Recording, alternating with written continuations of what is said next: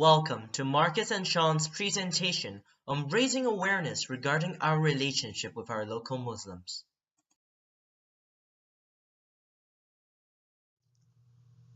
Many Canadians are uninformed about the Islamic faith but do not have an easy-to-access distilled version that they can quickly glean information from.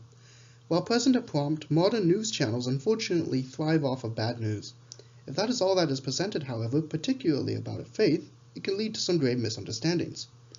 In short, our goal is to correct previously held views that may have been based on ignorance. If our project can rectify even one previously held false understanding, it will be considered a success.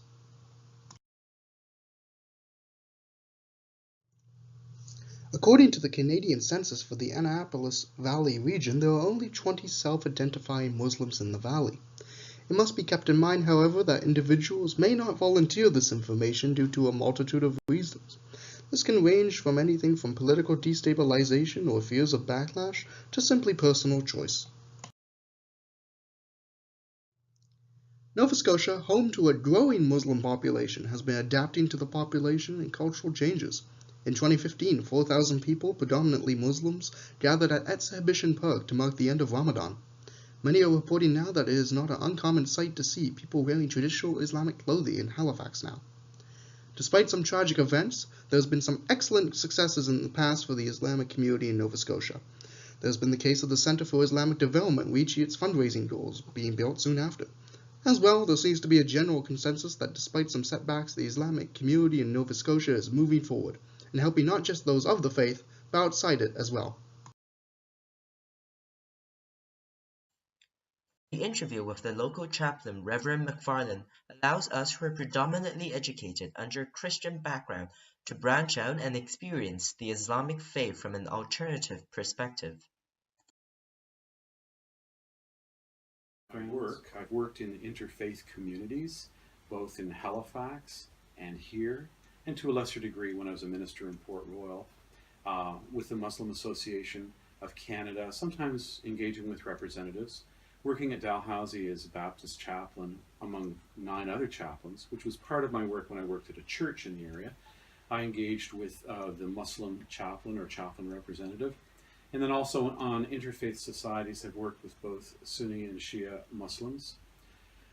Less formally, when I was teaching ESL, I had a lot of engagement with Muslims that traveled from all over the world to come and study at UNB, and engaged in different activities, observing Ramadan for a month once with 16 Turkish students, or engaging in conversation informally about the differences and similarities between my Christian faith and the Muslim faith that my friend or colleague would express. No, not content, because we have exhibited quite an amount of intolerance or labeling of people who are different.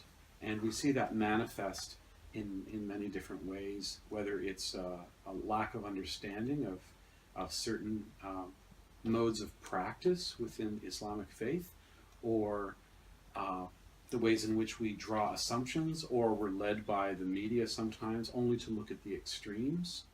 And so it's finding the ways in which to work in a creative tension. Because in one way, when people from whatever faith or cultural background move to a country with particular laws and ways of doing things, we have to ask ourselves, well, how much is lost or how much is gained with respect to the ways in which we practice our daily living? And I guess the key example would, if we look at Sharia law and we say, well, some of the demands to be found there, if they're interpreted in a certain way by a group of people expressing their faith, does that collide with the laws that are practiced in Canada, or does it work in harmony?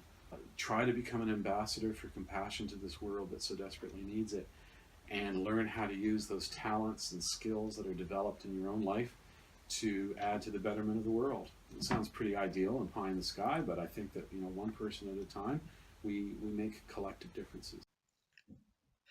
We interviewed a few local Muslims and asked for their opinion on various topics. The following is some of their responses.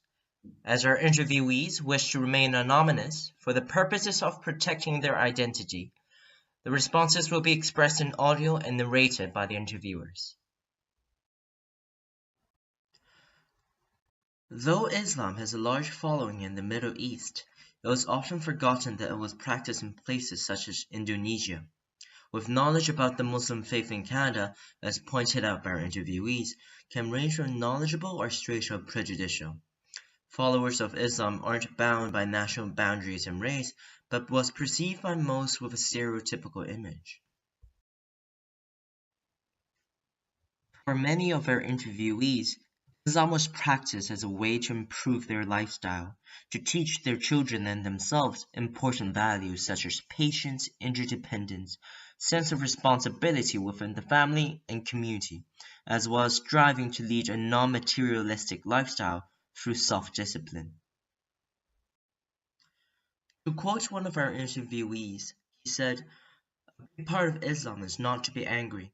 Muhammad, peace be upon him, says, 'Do not be angry,' and he says it twice actually.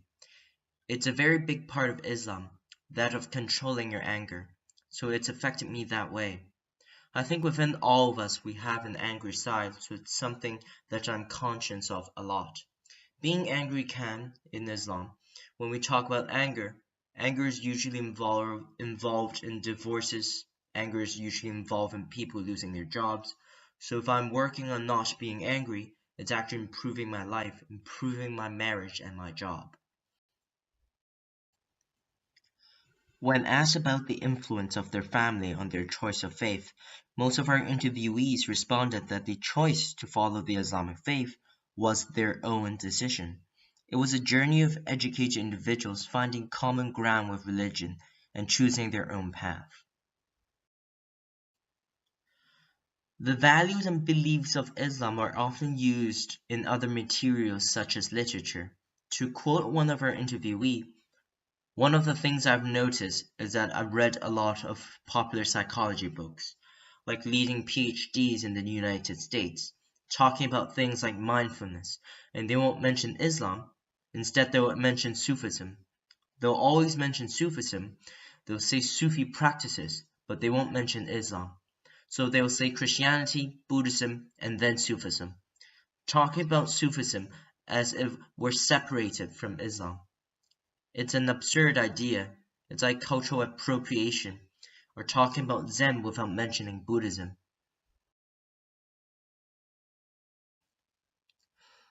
By understanding and to truly comprehend our peers' beliefs and their faith, and exploring the perspective often ignored by the media, we can build a better Acadia and Wolfville through a higher awareness on the matter. We hope that you have gained a better insight and perspective into Islam and would help shape our community into a better place. If you would like to learn more about what we are doing, press like and click subscribe, and please do check out the other projects by our colleagues. Thank you for your time.